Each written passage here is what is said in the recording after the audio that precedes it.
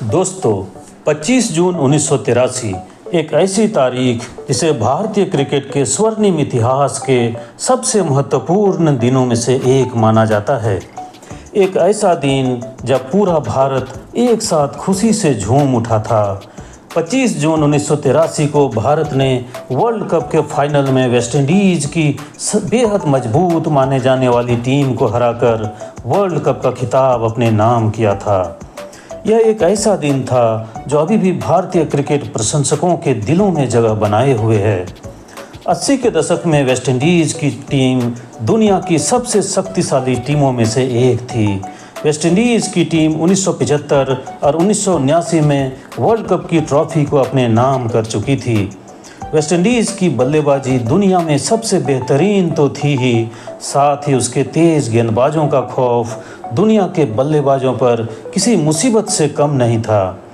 ऐसे में भारतीय टीम ने वो करिश्मा करके दिखाया था जिसकी किसी को उम्मीद नहीं थी। इस खिताब को अपने नाम करने के लिए टीम के सभी खिलाड़ियों ने अपना जी जान लगा दिया था।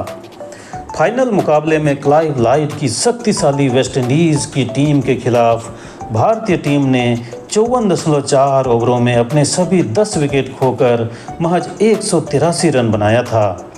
ऐसा लग रहा था कि वेस्टइंडीज़ की टीम इस लक्ष्य को बेहद आसानी से हासिल कर लेगी, लेकिन भारतीय गेंदबाजों ने वो करिश्मा किया था जिसकी किसी को उम्मीद नहीं थी।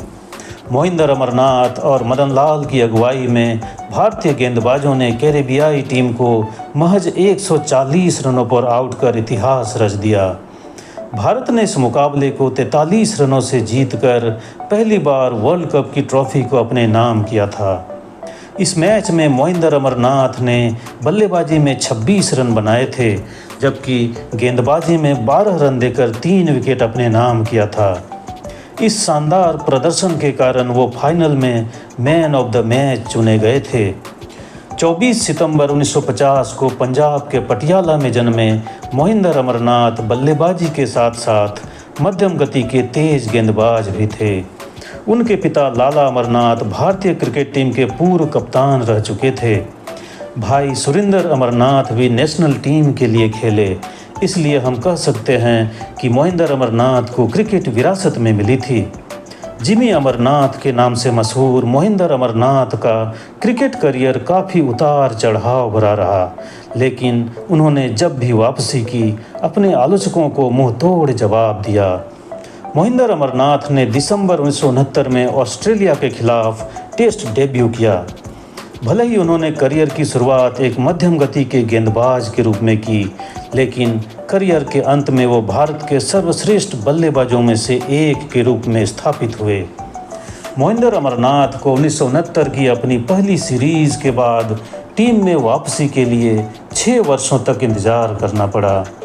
1980 के दशक की शुरुआत तक वह टीम में जगह बनाने के लिए संघर्ष करते रहे, कभी टीम के अंदर तो कभी बाहर। फिर 1982-83 में उन्होंने पाकिस्तान और वेस्टइंडीज़ के खिलाफ 11 टेस्ट मैच खेले और करीब 1200 रन बनाए। मोहिंदर अमरनाथ का स्वर्णिम काल 1983 का वर्ल्ड कप टूर्नामेंट रहा, जिसमें उन्होंने भारत को वर्ल्ड कप जिताने में मुख्य भूमिका निभाई। सेमीफाइनल और फाइनल दोनों मौक़ों पर उनके शानदार प्रदर्शन के कारण उन्हें मैन ऑफ द मैच के पुरस्कार से नवाजा गया। इसके अलावा उन्हें 1983 वर्ल्ड कप का मैन ऑफ द सीरीज भी घोषित किया गया था। अमरनाथ ने फाइनल मुकाबले में भारत की ओर से 26 रनों की एक महत्वपूर्ण और जिम्मेदारी वाली पारी खेली थी और गेंदबाजी में केवल 12 रन देकर 3 कैरेबियाई बल्लेबाजों को आउट किया था। लेकिन अगला वर्ष यानी 1984 का वर्ष मोहिंदर अमरनाथ के लिए किसी बुरे सपने की तरह रहा। 1984 में वेस्टइंडीज़ के दौरे पर उनके बल्ले से 6 पारियों में केवल 1 रन ही निकला। निराशाजनक प्रदर्शन के कारण उन्हें फिर से टीम से बाहर कर दिया गया, मगर उन्होंने शानदार वापसी की और खूब रन बनाए। अपने कई साथियों और प्रतिद्वंद्वियों के लिए मोहिंदर अमरनाथ अपने समय के सर्वश्रेष्ठ बल्लेबाजों में से एक थे।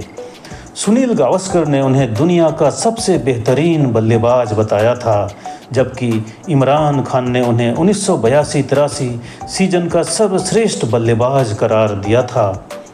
मोहिंदर अमरनाथ का पहला शतक दुनिया की सबसे तेज पिच यानी पर्थ पर आया था। उन्होंने सर्वश्रेष्ठ गेंदबाजों के खिलाफ 10 और शतक बनाए। उनके 11 टेस्ट शतकों में से 9 शतक विदेशों में बने। इस दौरान उन्हें चोटों का भी सामना करना पड़ा था।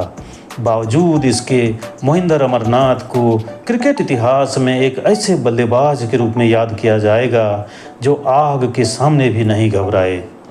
जाने माने स्पोर्ट्स जर्नलिस्ट जॉय भट्टाचार्य ने मोहिंदर अमरनाथ के लिए एक बार कहा था, रिचर्ड हेडली ने उनका सिर फोड़ा, मैल्कम मार्शल ने दांत तोड़ डाले, इमरान खान की घातक बॉल से वो बेहोश हो गए और माइकल होल्डिंग ने उन्हें सीधे अस्पताल पहुंचा दिया। इसके बावजूद उन्होंने पाकिस्तान में 3 शतक मारे, वेस्ट इंडीज़ में 2 और ऑस्ट्रेलिया में 1 शतक ठोके। जिन 4 गेंदबाजों का जिक्र किया गया है वो अपने समय के सबसे घातक गेंदबाज थे।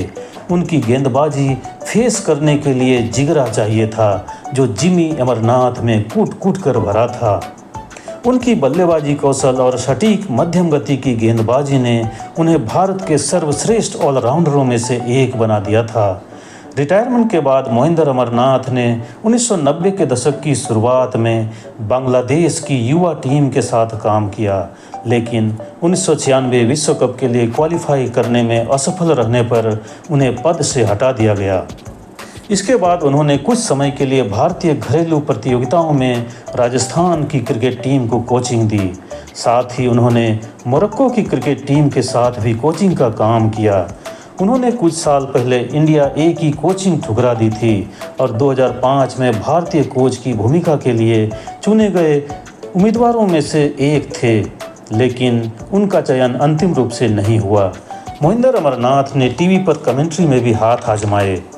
मोहिंदर अमरनाथ के अंतर्राष्ट्रीय करियर की बात की जाए तो उन्होंने कुल 69 टेस्ट और 85 वनडे मैच खेले। उन्होंने 113 टेस्ट पारियों में 4,378 रन बनाए, जबकि 75 वनडे पारियों में 1,924 रन बनाए। गेंदबाजी में उन्होंने टेस्ट में 32 जबकि वनडे में 46 विकेट लिए।